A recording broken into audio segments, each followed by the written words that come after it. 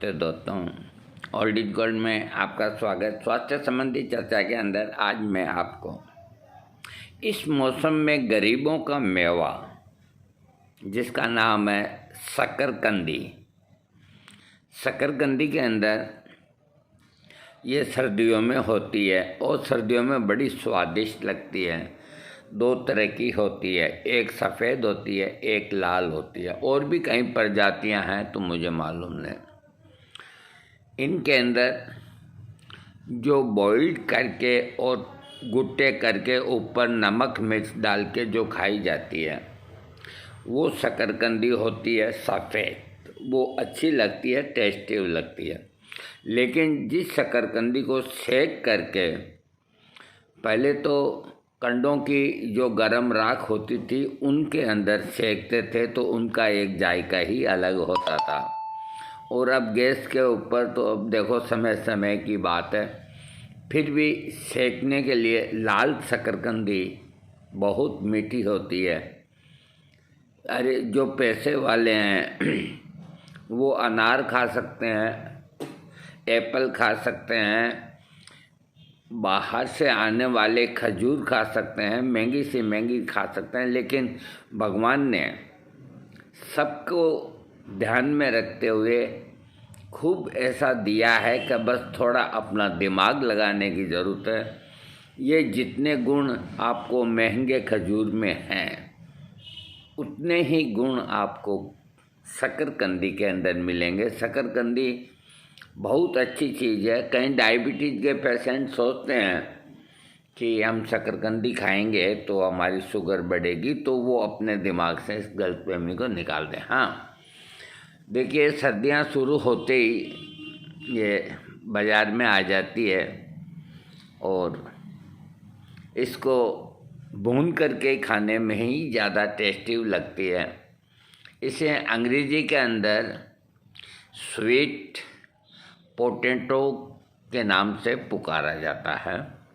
प्रतिरक्षा प्रणाली के लिए शकरकंदी में vitamin B complex, iron, phosphorus, vitamin C के अलावा बीटा कैरोटीन प्रचुर मात्रा में पाया जाता है। इसलिए ये प्रतिरक्षा प्रणाली को मजबूत बनाने का काम करती है या करता है।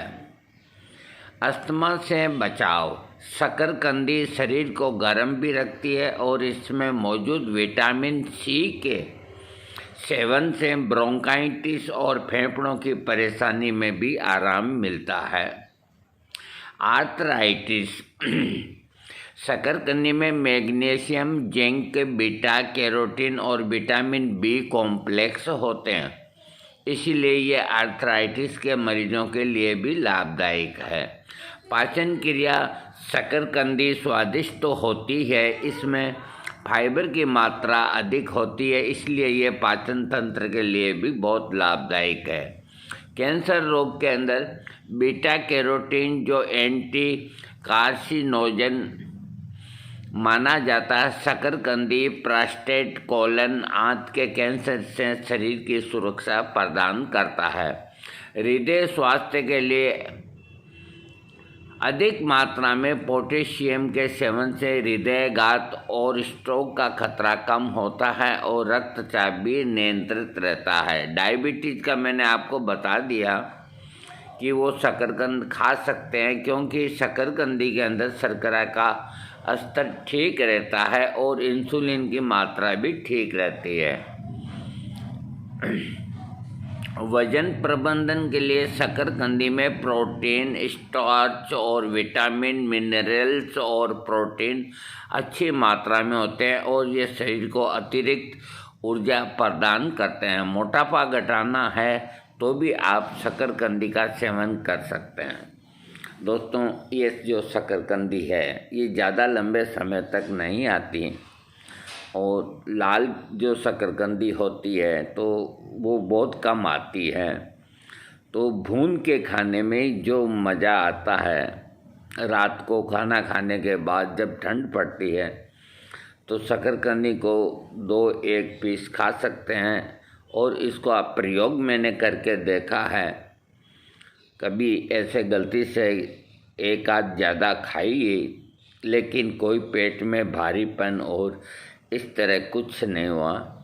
तो कुल मिला के शकरकंदी एक स्वादिष्ट चीज़ है, एक लाजवाब चीज़ है, और बिना घी डाले, बिना चीनी डाले आपको हलवे जैसा टेस्ट देती है। ये कैसे देती है वो मैं आपको इसका एक तरीका बताता हूँ। शकरकंदी का ऊपर का छिलका हटा करके उसके गूदे को एक कटोरी के अंदर डाल के चम्मच से दबाते जाएं। वो जब हलवा जैसा ही बन जाएगा तो उसके अंदर आप थोड़ा सा मामूली सा सेंधा नमक उसके अंदर, और जरा सी काली मिर्च का पाउडर उसके अंदर, और उसको चम्मच से फिर यूं करके और एक एक चम्मच आप उस गूदे को खाएंगे। अरे आपका पेट भी भरेगा और आपको टेस्ट भी लगेगा। कहाँ कढ़ाई चढ़ाओ, कहाँ तेल लाओ, कहाँ हलवा बनाओ, कोई ज़रूरत ही नहीं है। भगवान ने बना बनाया हलवा दिया है, तो गाजर के हलवे से कहाँ माथा फोड़ी करते हो।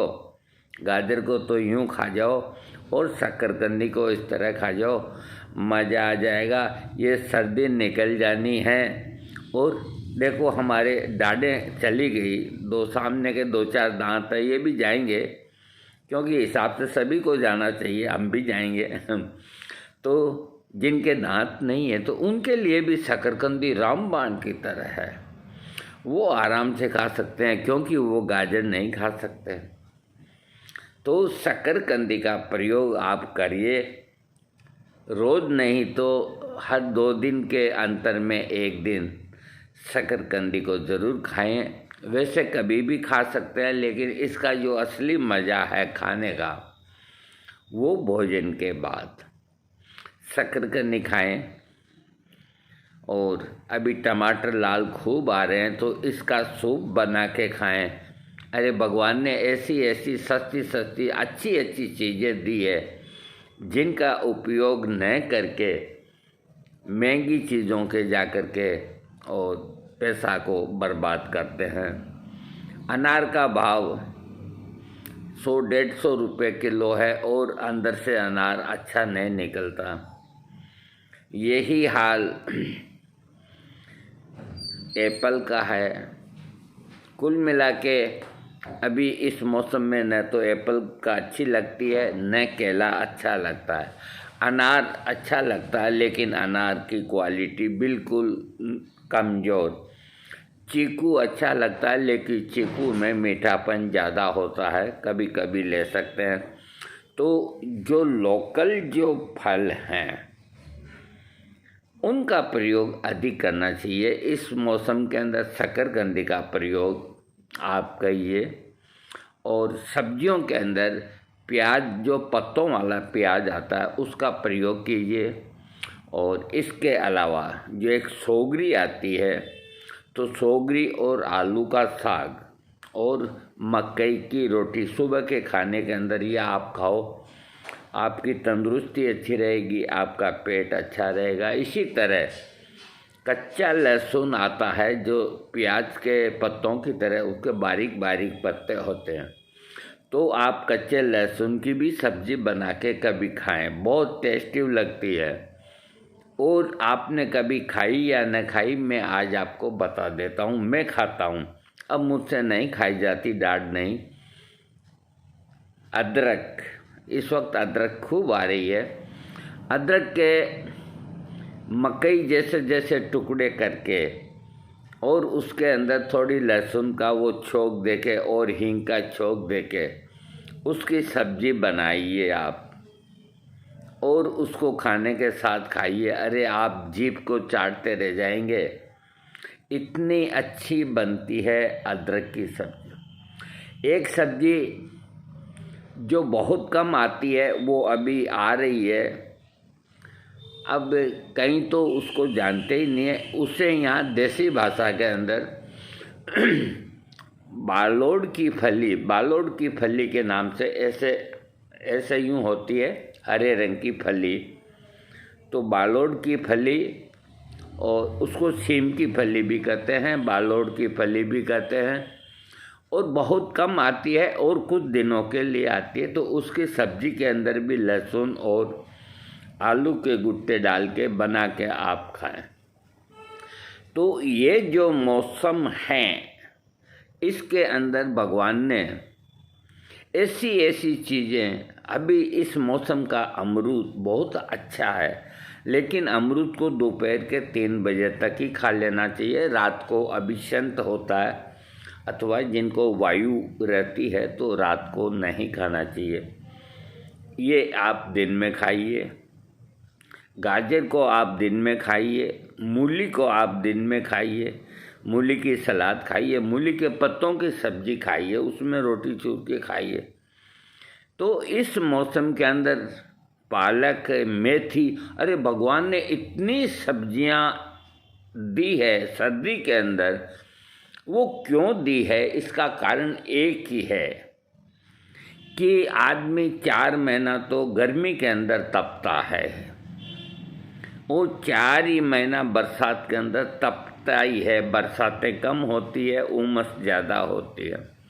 तो 8 महीने के अंदर मानव का जो शरीर है वो कमज़ोर पड़ जाता है सब तरह से। तो ये 3 महीने जो सर्दी के दिए हैं, ये दिए हैं हेल्दी महीने दिए हैं कि इन 3 महीनों के अंदर आप इस मौसम की हर चीज़ को खा करके 3 महीने के अंदर 8 महीने तक कुश्ती लड़ने की तैयारी अपने शरीर के अंदर करें। यानी कि अपनी प्रतिरक्षा प्रणाली को मजबूत बनाएं, अपनी इम्यूनिटी शक्ति को बढ़ाएं और साथ के साथ सर्दी से बचाव भी करें। कईयों के लिए सर्दी बहुत अच्छी है, और जो फेफड़ों संबंधित जो रोगी हैं, जैसे अस्थमा के रोगी हैं, हार्ट के रोगी हैं, हाई ब्लड प्रेशर वालों का सर्दी के अंदर बीपी बढ़ता है। ये एक टेंडेंसी होती है। सर्दी के अंदर शरीर के अंदर जो रक्त होता है वो जमने की कोशिश करता है, इसलिए हृदय को ज़्यादा पंपिंग करना पड़ता है और उस वजह से ये ब्लड प्रेशर बढ़ता है। इसलिए जिनको इस तरह की बीमारी है उनको अत्यधिक ठंड से बचना चाहिए। जो पैसे वाले हैं वो हीटर का प्रयोग करें, जो गरीब हैं वो 2-3 लकड़ियाँ जला के तपें। उसका कोई मुकाबला नहीं, अपने आप को ठंड से बचाएं। और जो पित्त प्रकृति के रोगी हैं उनको इस मौसम के अंदर दही का प्रयोग कभी रायते के अंदर या कढ़ी के अंदर या इस तरह कोई चीज़ के अंदर कर सकते हैं। डायरेक्ट दही का प्रयोग पित्त प्रकृति के रोगी और कफ प्रकृति के रोगी और वात प्रकृति के रोगी, तीनों ही प्रकार की जो रोगी हैं, तो सर्दी के मौसम के अंदर दही का प्रयोग 1 कटोरी करना चाहिए, और वो भी दोपहर के खाने में। रात को दही कभी नहीं खाना चाहिए। और दही हम देखते हैं कि दही के बड़े भी बनते हैं और मालपुए भी बनते हैं, खीर भी बनती है। अब तो क्या बनेगी, ये कोरोना ने सबकी कर दी, छुट्टी कर दी। अब तो फेरे पड़ जाएं वही बहुत हैं। दोस्तों वीडियो बड़ा बन गया। आपको शकरकंदी का बता रहा था तो मैं शकरकंदी को भूल गया और चीज़ों पे आ गया। खैर कोई बात नहीं, जानकारी तो सभी अच्छी होती है। आप शकरकंदी को खाएं, ये न ठंड करती है न गर्म करती है ना। बहुत अच्छी चीज़ है। इसको पित्त प्रकृति का रोगी खाए, वात प्रकृति का खाए, कफ प्रकृति का खाए, कोई दिक्कत नहीं। आज ही जाकर के शकरकंदी ले आएँ और रात को भून करके खाएं और कंबल ओढ़ के सो जाएं और कोई पुरानी फिल्म का गाना गुनगुनाएं। आपका भगवान सब तरह से आप तंदुरुस्त रहेंगे, हेल्दी रहेंगे। जीवन के अंदर आदमी को दुख और सुख की अनुभूति होती है। इस कोरोना ने सबकी हंसी को ख़त्म कर दिया, सबकी हंसी छीन ली। अरे कोई सही सलामत है तो उनके कोई मिलने वाले चले गए, हमारे भी 2-3 साथी चले गए, और क्या बताएं, आए दिन इस तरह की खबर सुनते हैं तो दिल उदास हो जाता है, रोने रोने को मन करता है। कुछ नहीं किया जा सकता, जो ईश्वर को मंजूर है वो होगा। आप अपना बचाव रखें।